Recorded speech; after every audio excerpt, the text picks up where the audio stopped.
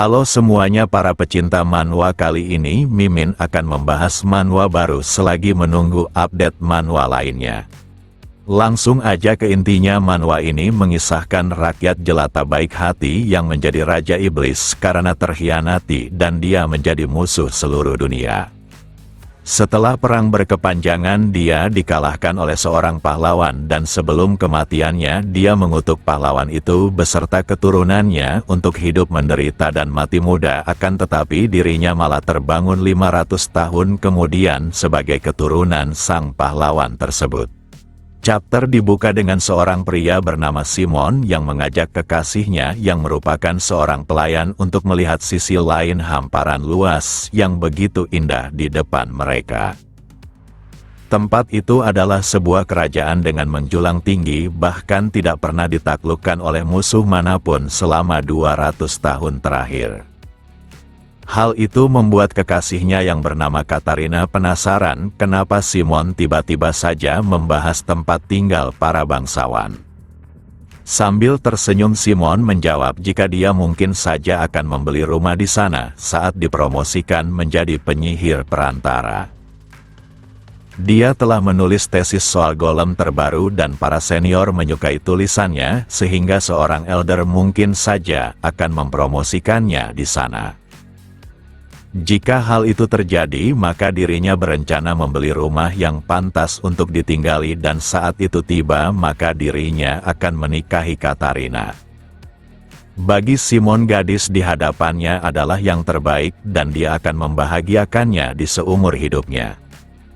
Kata-kata manis itu membuat Katarina tersenyum dan meminta agar Simon menjadi penyihir perantara terlebih dahulu sebelum mengatakan untuk mengajaknya tinggal di sana.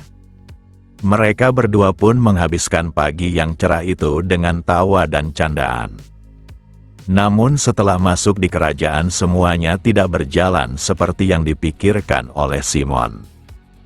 Di mana seorang elder yang membawanya malah mengklaim hasil penelitiannya merupakan buatannya sendiri, sehingga mendapatkan pujian dari keluarga kerajaan. Selama ini Simon telah bekerja keras untuk mewujudkan mimpinya bersama Katarina, tapi meskipun dirinya bekerja di seumur hidupnya, maka tak ada yang berubah.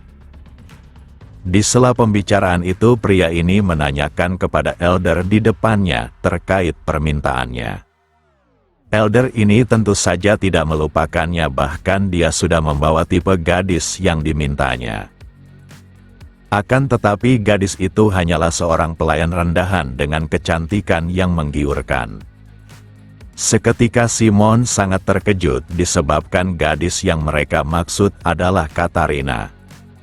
Di sana Katarina terlihat dalam keadaan buruk, menunjukkan jika dia telah melakukan perlawanan namun dirinya tak berdaya. Untuk sesaat Simon hanya terdiam dan dia mulai murka disebabkan tak hanya menginjaknya tetapi mencoba menyentuh kekasihnya. Pria ini cukup puas akan gadis yang dibawa elder di depannya dan jika saja dia bukan seorang pelayan maka hidupnya pasti akan berbeda. Di sisi lain, Simon tak dapat mengendalikan dirinya lagi, karena semua rasa sakit serta kerja kerasnya hanya untuk membahagiakan Katarina, tapi malah berakhir seperti ini. Walau dia hanya rakyat jelata, tapi dia takkan membiarkan para bangsawan berbuat seenaknya. Tanpa pikir panjang lagi, Simon mengeluarkan sihirnya untuk menghabisi kedua orang di depannya. Hanya saja upayanya takkan mudah disebabkan seorang elder yang merupakan penyihir tingkat tinggi berada di sana. Dalam waktu singkat Simon dikalahkan dengan telak karena selama ini dia hanya menghabiskan waktunya dengan meneliti golem tanpa mengasah kemampuan sihirnya secara langsung. Katarina yang melihatnya hanya bisa berteriak dengan terus menangisinya. Sampai akhir Simon mencoba untuk bangkit dan melawan, tapi dirinya benar-benar tidak memiliki kekuatan yang cukup. Sejak hari itu Simon dijebloskan ke dalam penjara dengan tuduhan penyerangan atas keluarga bangsawan dan dia tampaknya hanya ditemani tikus. Kedua mata Simon sudah penuh dengan kekosongan akan nasib malang yang menimpanya. Sekarang tidak ada yang bisa dilakukannya, bahkan dia sulit mempertahankan kewarasannya.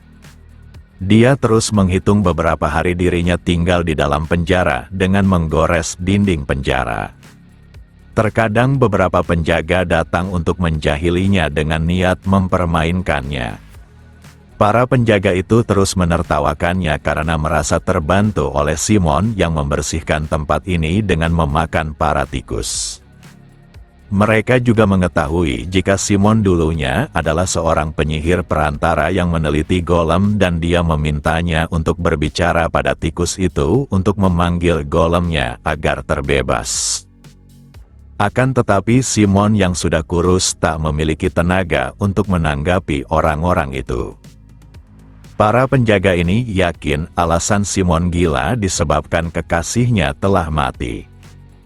Sambil tertawa mereka terus membicarakan jika gadis itu memilih mengakhiri hidupnya demi menjaga tubuhnya agar tak tersentuh. Ucapan mereka membuat Simon sangat murka, bahkan dia menggigit ibu jarinya. Saat penjaga dalam perjalanan meninggalkan penjara, mereka merasakan ada sesuatu yang aneh dari para tikus, seakan mereka menunggu sesuatu. Lalu mereka mengingat peristiwa selama ini di mana para tikus dalam penjara hanya berkeliaran dan mereka terlihat tidak takut pada manusia. Maka dari itu mereka memutuskan untuk menusuk salah satu tikus yang ada di sana. Tiba-tiba saja tikus itu menunjukkan tingkah yang aneh dengan tubuhnya yang memiliki lingkaran sihir. Mereka berdua pun sadar jika Simon selama ini tidaklah kehilangan kewarasannya dan dia tidak memakan para tikus yang datang ke ruangannya. Di sisi lain, Simon memulai rencana yang telah dirinya siapkan selama ini. Dia mulai membuat lingkaran sihir menggunakan darahnya sendiri. Para penjaga pun berlari untuk menghentikannya, karena jika tuannya mengetahui hal ini mereka akan dihukum. Namun Simon enggan berhenti karena dia baru saja memulai rencananya. Para tikus yang berada dalam penjara mulai bereaksi atas perintah langsung dari Simon. Simon yang masih terkurung sangat menyesalkan dirinya yang dulu sangatlah lemah, dan jika dia lebih kuat maka Katarina pasti masih hidup. Penelitian yang dilakukan oleh Simon selama ini telah dirinya sempurnakan dan dia pasti akan membalaskan dendamnya. Dalam waktu singkat sebuah ledakan dari dalam penjara berhasil menghancurkan dinding. Di sela itu sebuah monster raksasa telah berada di samping Simon. Yang benar saja para tikus itu telah diubah menjadi golem tingkat khusus. Kedua penjaga yang selama ini terus mempermainkannya kini dipenuhi ketakutan. Simon menganggap ekspresi itulah yang harus ada di wajah semua orang yang sudah mengisahkannya dengan Katarina. Selama ini Simon terus mempertanyakan kenapa dirinya masih hidup dan membusuk di dalam penjara. Sekarang dia sudah mengetahui jawaban tersebut, yaitu demi menghukum para penjahat di dunia ini. Dalam waktu singkat kedua penjaga itu tercabik dengan sangat mengenaskan. Dimulai dari dalam penjara ini maka Simon akan menunjukkan kepada dunia jika dirinya bukanlah makhluk lemah dan akan memberikan malapetaka bagi semuanya. Dia akan terus bertambah kuat dan menyempurnakan sihirnya hari demi hari dan tahun demi tahun. Sambil menangis yang diiringi tawa, maka Simon akan mengubah segalanya, di mana orang-orang takkan bisa tidur nyenyak. Setelah keluar dari penjara, kini Simon dihadang oleh ketua penyihir yang pernah memanfaatkannya. Elder itu mempertanyakan kenapa seseorang yang melayani dewa malah bekerja sama dengan para iblis melalui penggunaan sihir hitam. Simon tak peduli jalan apa yang diambilnya, bahkan dia bersedia memberikan seluruh jiwanya untuk membalas dendam.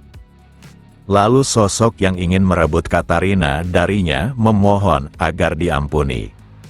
Dia bahkan akan memberikan segalanya jika Simon mau melepaskannya. Hanya saja Simon bukanlah sosok yang menginginkan kedudukan maupun harta dan hanya ingin memberikan kepedihan pada dunia. Bangsawan itu pun dihabisi hingga tubuh mereka tidak tersisa lagi. Simon setidaknya mengetahui satu hal di mana orang-orang takkan mengerti jika mereka tidak merasakan rasa sakit yang sama. Sejak hari itu dunia menjadi kacau dan para kesatria dari berbagai kerajaan mulai menargetkannya sekaligus membentuk pasukan terkuat mereka untuk menghadapi Simon. Di sela malapetaka yang ditimbulkan oleh Simon, pihak kekaisaran pun mengangkat seorang pahlawan yang akan memimpin seluruh pasukan. Pahlawan itu bernama Lakan dan sang kaisar memerintahkannya untuk melenyapkan kegelapan dan menyelamatkan dunia. Seluruh dunia menyebut Simon sebagai Raja Iblis yang harus disingkirkan untuk menciptakan kedamaian. Kekuatan Raja Iblis yang sudah membesar bahkan telah melahap beberapa kerajaan sekaligus merenggut nyawa yang tak terhitung jumlahnya. Kini takdir dunia ini berada di atas pundak pahlawan Lakan dan akhir perang tergantung pada dirinya. Perang yang berkepanjangan pun akan diakhiri dengan serangan penuh pihak manusia di bawah kepemimpinan sang pahlawan Lakan. Bagi Lakan, cahaya kekaisaran telah kehilangan kekuatannya dan bayangan para raksasa telah menghancurkan benua. Namun bukan berarti mereka harus takut maupun mundur, karena semuanya harus berjuang mempertaruhkan hidupnya demi generasi mendatang agar keluarga mereka tidak merasakan malapetaka ini. Lakan bersumpah akan mengakhiri hidup sang Raja Iblis dengan pedangnya. Seluruh pasukan umat manusia kini telah berada di depan kastil Simon yang merupakan sang Raja Iblis, dan sebelum perang dimulai dirinya mengingat masa lalunya bersama Katarina. Sebagai seseorang penyihir yang terus mempelajari tentang sihir, maka Simon selalu bertemu dengan Katarina saat dia membersihkan ruangan, dan Katarina menanyakan apakah Simon sudah mendengar berita tentang para bangsawan yang memotong tangan anak kecil disebabkan mencuri sepotong roti. Walau Simon berusaha menenangkan Katarina, tapi dia terus meluapkan kekesalannya karena para bangsawan bisa memberikan hukuman kejam seperti itu karena mereka tak perlu mengkhawatirkan akan kelaparan. Simon hanya bisa mendengar keluhan kekasihnya terkait ketidakadilan yang melibatkan orang-orang kelas rendah. Baginya mereka dilahirkan dalam posisi itu bukanlah atas keinginan mereka, melainkan kehendak Tuhan. Untuk menenangkan Katarina, maka Simon mengatakan jika suatu hari keadilan seperti itu akan tiba di mana semuanya hidup setara dan bebas. Namun Katarina merasa hari seperti itu takkan datang jika mereka tidak melakukan apapun. Dia ingin menjadi salah satu penyebab dari perubahan itu agar anak-anaknya kelak tidak merasakan penderitaan seperti itu sebagai anak kelas rendahan. Ucapan itu sangat mengejutkan Simon karena Katarina tiba-tiba saja membahas soal anak mereka padahal mereka belum menikah. Tingkah itu membuat Katarina tersenyum karena Simon sungguh pemalu dan dirinya terlihat satu-satunya gadis yang ingin menikahinya. Sekarang Simon akan menunjukkan kepada Katarina jika dia bisa merubah dunia dengan kekuatannya sendiri. Tinggal satu pertempuran lagi, maka semuanya akan berakhir di mana dia akan mendominasi mutlak, kemudian menghapus perbedaan antara bangsawan dan orang-orang kelas rendahan. Walau mimpinya itu mengguncangkan dunia sekaligus memicu amarah para manusia, tapi Simon pasti akan meraihnya. Kemudian Lakan menegaskan jika sang Raja Iblis di depannya telah membuat seluruh dunia dipenuhi siksaan atas perbuatannya. Maka dari itu dirinya yang merupakan pahlawan pembela keadilan akan mengakhiri semua malapetaka yang ditimbulkannya. Atas nama keadilan, maka Lakan akan menghukumnya untuk semua dosa-dosanya.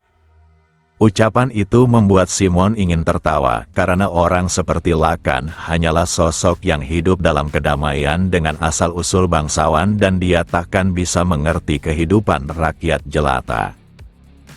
Seketika Simon tertawa begitu keras hingga suaranya terdengar di antara barisan seluruh pasukan umat manusia. Simon tak menyangka jika Lakan akan menghukumnya dengan mengatasnamakan keadilan dan dewa. Bagi Simon, dirinya tidak takut pada apapun dan menganggap keadilan serta dewa yang disebutkan oleh Lakan hanyalah sebuah kepalsuan. Saat melihat aura sihir hitam sang Raja Iblis mulai mengamuk, maka Lakan mengangkat pedangnya dan dirinya bersama seluruh pahlawan lainnya pasti akan mengalahkannya. Lakan menganggap monster seperti Simon tidak seharusnya berada di dunia dan keberadaannya harus dihilangkan demi menciptakan dunia baru yang penuh kedamaian untuk generasi selanjutnya. Walau hanya seorang diri, tapi Simon sudah meneror dunia untuk waktu yang cukup lama. Kali ini dia akan melakukan hal yang dan semua yang datang padanya selalu berakhir dengan kematian mereka. Bagi Simon, keadilan hanyalah sebuah omong kosong dan sekarang gilirannya lah untuk memberikan keadilan sesungguhnya. Hari di mana Katarina mati secara mengenaskan adalah hari keadilan itu mati. Semua prajurit yang menerjangnya adalah mereka yang sudah melewati berbagai perang dan bertahan hidup. Akan tetapi di hadapan kekuatan Simon yang dahsyat, maka mereka mendapat ketakutan yang belum pernah dirasakannya di seumur hidupnya. Tiap mereka yang datang akan hancur lebur oleh kekuatan milik Simon yang sudah tak terkendali. Walau dia hanya seorang diri, tapi dengan pemanggilan golem miliknya, maka alur perang akan menjadi berat sebelah. Di antara semua pasukan kerajaan, hanya Lakan yang tak bergeming. Kemunculan golem miliknya mulai membuat pasukan umat manusia ketakutan disebabkan perbedaan ukuran yang sangat besar dan mereka harus mengalahkan batu raksasa berbanding terbalik dengan tubuh mereka yang hanyalah segumpal daging lemah. Golem milik Simon mulai memenuhi daratan dan hari ini akan menjadi dimulainya era baru. Tanpa banyak bacot lagi, para golem raksasa mulai menyerang para tentara. Mereka hanya bisa terperangah karena melawan monster seperti itu adalah sesuatu yang sangat berlebihan. Bagi Simon, mereka hanyalah sampah yang selalu mengandalkan statusnya dengan menginjak rakyat jelata tanpa menyadari kekuasaan sesungguhnya. Serangan penuh golem raksasa miliknya akan menghancurkan mereka, dan tanpa para pahlawan maka seluruh benua akan berada dalam genggamannya. Saat umat manusia dilanda keputusasaan, maka Lakan segera menerjang maju untuk membalikkan situasi. Yang benar saja dia mampu memotong tubuh golem raksasa itu dengan mudah. Hal itu tentu saja mengejutkan Simon karena golem elitnya dapat dikalahkan dengan satu serangan. Kini Simon paham alasan kenapa dia masih belum bisa menguasai kerajaan sepenuhnya disebabkan kehadiran Lakan yang selalu mengalahkan golemnya. Untuk pertama kalinya Simon menemukan lawan yang pantas untuknya. Seketika perang berkecamuk dengan kekuatan penuh dua sisi yang saling menghancurkan. Perang itu menimbulkan korban yang tak terhitung jumlahnya dan langit serta bumi menjadi saksi perang legendaris ini. Perang itu bahkan bertahan sampai pagi dan sekarang hanya ada Lakan dan Simon yang tersisa. Di sana Lakan sudah kehabisan energi dengan tubuhnya yang sudah kesulitan bergerak. Tapi tekadnya yang begitu kuat membuatnya bangkit kembali dan dia berhasil mengalahkan golem terakhir milik sang Raja Iblis. Dikarenakan Simon merupakan sosok yang tak mahir dalam pertarungan secara langsung, maka dia kini tak berdaya di hadapan sang pahlawan. Meski begitu dia tetap tersenyum dan mengatakan jika Lakan tidak mengetahui bagaimana dunia busuk ini berjalan. Simon meneteskan air matanya disebabkan penderitaannya selama ini akan usai dengan kematiannya. Namun sebelum mati, maka dia mengutuk seluruh keturunan Lakan akan hidup dalam kepedihan. Pasca selesai mengucapkan kutukannya, maka Lakan memenggal kepala Simon. Perang legendaris ini pun usai dengan kekalahan sang Raja Iblis. Menjelang kematiannya hanya Katarina yang ada dalam benaknya. di mana mereka memimpikannya hidup yang penuh kebahagiaan tanpa terhalang oleh status sosial. Lalu Simon terbangun di sebuah tempat yang dirinya tidak kenali. Dia yang dipenuhi kebingungan segera meraba lehernya dan menemukan kepalanya masih utuh hingga menganggap hal ini adalah sebuah mimpi sebelumnya ke alam baka. Meski begitu dia merasa agak pusing namun tanpa adanya rasa sakit yang lainnya. Tak hanya itu dia bahkan tidak dapat melihat luka pada tubuhnya padahal pertempuran yang telah dilaluinya sangatlah dahsyat. Dia juga tidak mengenal ruangan ini dan semuanya tampak sangat asing. Simon terus kebingungan karena dirinya sendiri tidak bisa menemukan cara menghidupkan orang mati dan jika ada sihir hitam yang seperti itu maka dia sudah menghidupkan Katarina. Dia benar-benar tak mengerti bagaimana dirinya berada di tempat ini. Kemudian dia dikejutkan akan lukisan lakan yang begitu besar berada dalam ruangan ini. Di saat yang sama pelayannya datang sambil memanggilnya. Saat dia masuk kepala pelayan ini sangat terkejut karena tuannya telah terbangun pasca mengalami kecelakaan. Orang itu sangat senang karena tuannya sudah tak sadarkan diri selama 2 minggu dan semua orang mulai berpikir jika lakan terakhir telah mati. Hanya saja Simon dipenuhi kebingungan dengan mempertanyakan siapa orang yang memeluknya. Pertanyaan itu membuat orang ini sangat syok atas tuan mudanya yang tak mengingatnya. Pria itu pun bertekuk lutut dan mengira jika kecelakaan itu pastinya telah merusak memori dan semua ini adalah salahnya. Dikarenakan tuan mudanya hilang ingatan, maka dia akan menceritakan semuanya secara singkat dengan harapan ingatannya bisa saja kembali. Tanpa membuang waktu lagi pria ini memberitahu jika tuan mudanya adalah penerus dari kerajaan ini yang merupakan garis keturunan langsung dari sang pahlawan lakan. Ucapan itu sangat mengejutkan Simon karena sekarang dia adalah keturunan dari rival yang telah mengalahkannya di masa lalu. Tak hanya itu dia dibuat tercengang akan kenyataan jika lakan sudah mati sejak 500 tahun silam. Jadi sekarang dia adalah keturunan langsung dari lakan 500 tahun di masa mendatang.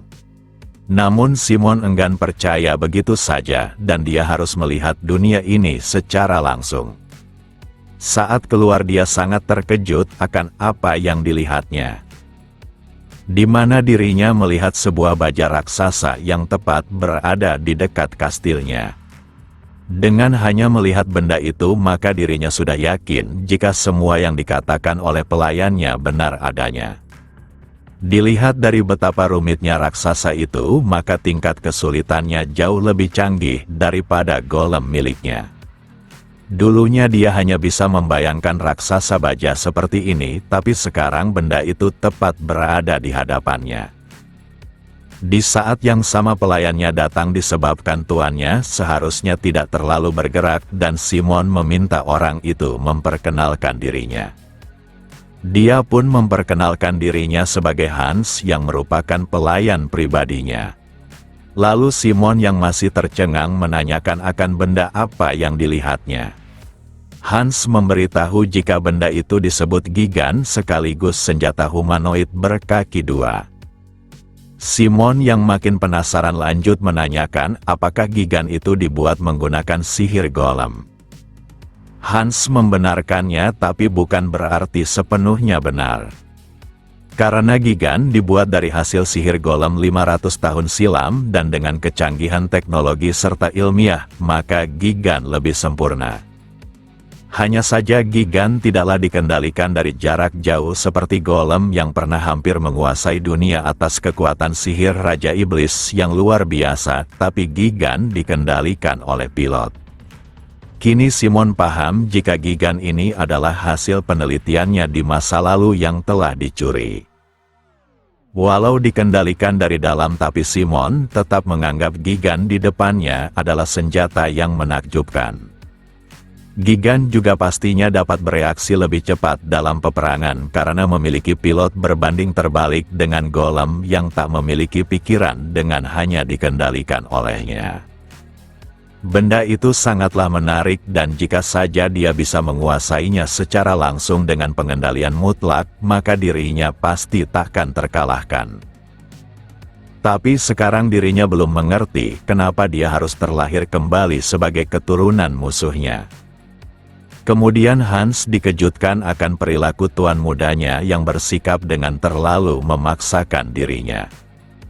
Keributan pelayan pribadinya membuat Simon sedikit kesal, padahal dia hanya meminum alkohol. Walau dia masih muda, tapi tubuhnya adalah garis keturunan dari pahlawan, maka dia seharusnya memiliki tubuh fisik yang kuat dari siapapun.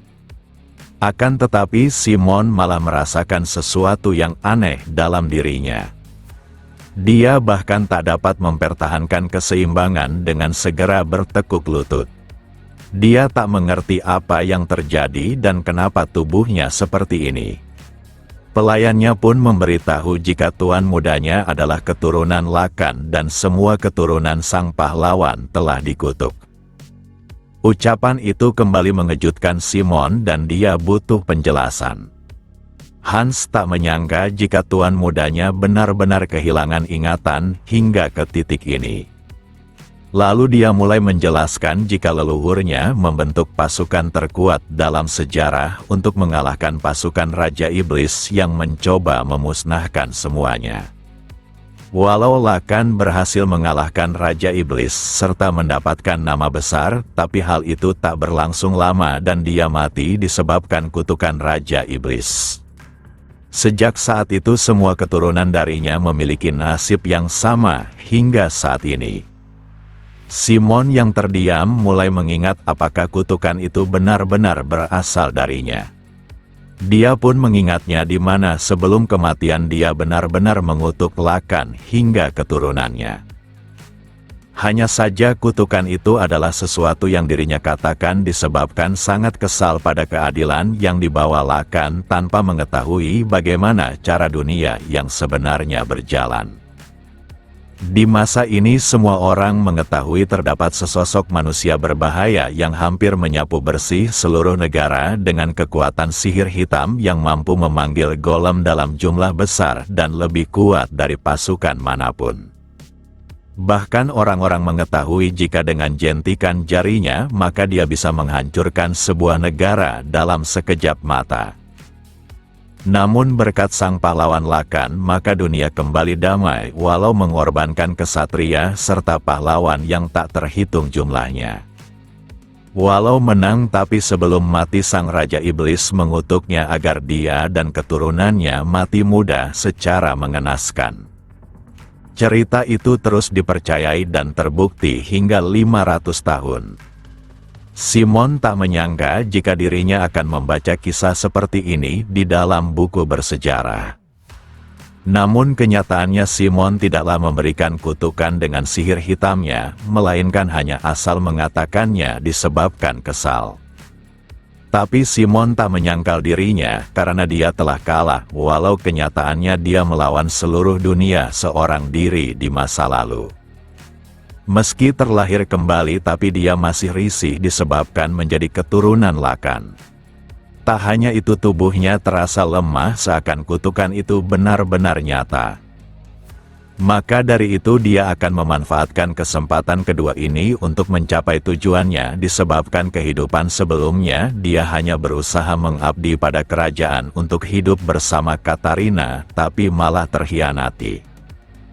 Sudah 500 tahun silam dari dunia busuk yang diketahuinya dan sekarang dia penasaran subusuk apa dunia yang sekarang. Tak peduli berapa lama sudah berlalu, tapi Simon tak yakin jika pengikutnya musnah. Maka dari itu dia harus mempelajari dunia ini terlebih dahulu sebelum menampakkan kekuatannya. Akan tetapi dia tidak menemukan jejak apapun terkait pengikut Raja Iblis. Tak hanya mereka tapi orang-orang sekarang bahkan sudah hampir melupakan sang Raja Iblis itu sendiri. Dia benar-benar merasa sangat sial bahkan tubuh miliknya tidak memiliki stamina dan mana. Simon pun terjatuh karena tak tahu harus melakukan apa.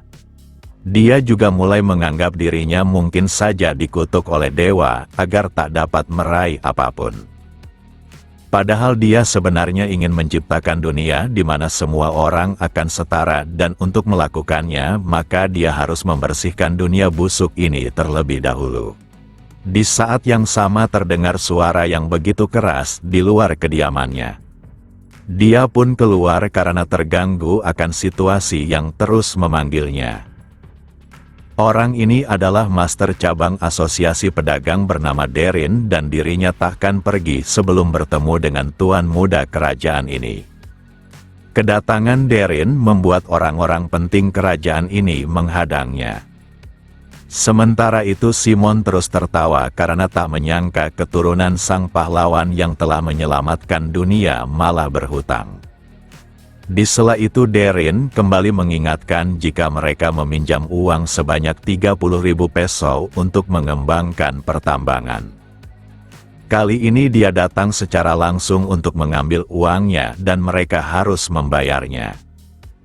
Hans pun menanggapi jika tuan mudanya sedang istirahat dan mereka juga akan mencari cara untuk membayar hutang tersebut. Namun Darren enggan pergi karena dia harus mendengar penjelasan langsung dari tuan mudanya. Dia juga dapat menebak jika orang-orang di depannya tidak bisa membayar utangnya. Maka dari itu dia akan memberi penawaran untuk memberikan Gigan yang ada di depan kediaman tuan mudanya. Ucapan itu membuat Roger yang merupakan komandan para kesatria bereaksi keras. Di mana kerajaan ini hanya memiliki 3 Gigan saja, dan tanpa Gigan mereka tidak bisa melindungi wilayahnya dari invasi musuh. Lalu Dikon yang bertanggung jawab atas akuntan mengusulkan untuk menaikkan pajak.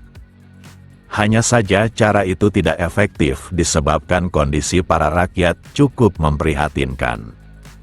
Di sisi lain Simon terus tertawa karena kediaman ini benar-benar sangat lucu dan dia penasaran bagaimana raut wajah Lakan jika menyaksikannya.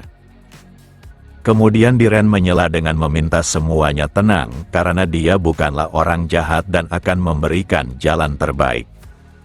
Di mana Diren menginginkan menara sihir sebagai gantinya. Permintaan itu membuat mereka bertiga berpikir keras karena menara sihir tidaklah terlalu penting dibandingkan Gigan. Walau mereka pernah mendapatkan penghasilan dari para turis, tapi sekarang sudah tak berguna. Akan tetapi Simon menyadari sesuatu yang mengejutkan. Di mana menara tersebut adalah miliknya dan siapa sangka Lakan membangun kerajaannya tepat di tempat dia mengalahkannya.